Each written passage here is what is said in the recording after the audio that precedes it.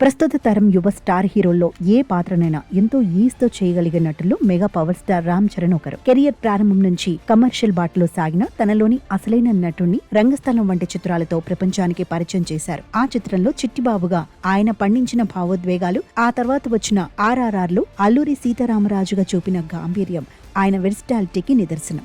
చరణ్ ఒక పాత్రలోకి పరకాయ ప్రవేశం చేసే తీరు చూస్తుంటే ముఖ్యంగా పీరియాడిక్ బలమైన నేపథ్యం ఉన్న రోల్స్ ఆయనకు సరిగ్గా సరిపోతాయని అర్థమవుతుంది.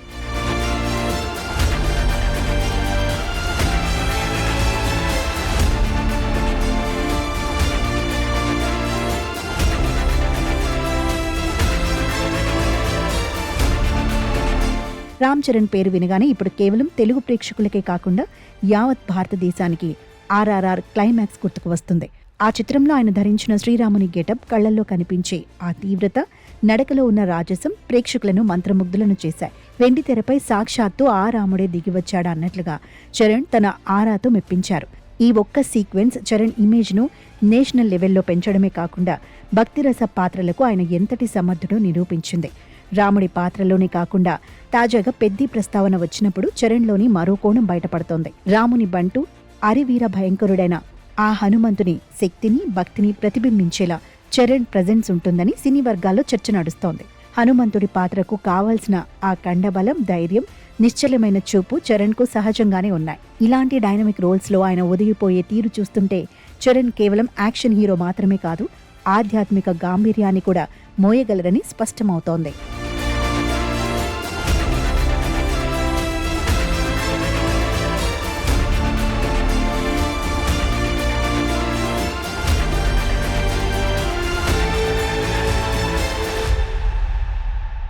ఒక నటుడు డివోషనల్ పాత్ర చేయాలంటే కేవలం మేకప్ వేసుకుంటే సరిపోదు. ఆ పాత్రకు కావలసిన పవిత్రతను పండించగలగాలి.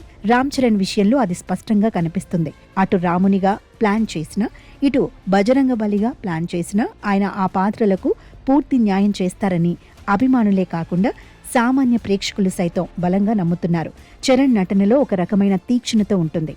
ఇది ఇలాంటి పవర్ఫుల్ దైవిక పాత్రలకు అత్యంత అవసరం. ప్రస్తుతం చరణ్ చేస్తున్న సినిమాలో ఎత్తైతే ఆయన నుంచి ఒక ఫుల్ ఫ్లెడ్జ్ డివోషనల్ లేదా పీరియాడిక్ డ్రామా రావాలని అందరూ కోరుకుంటున్నారు.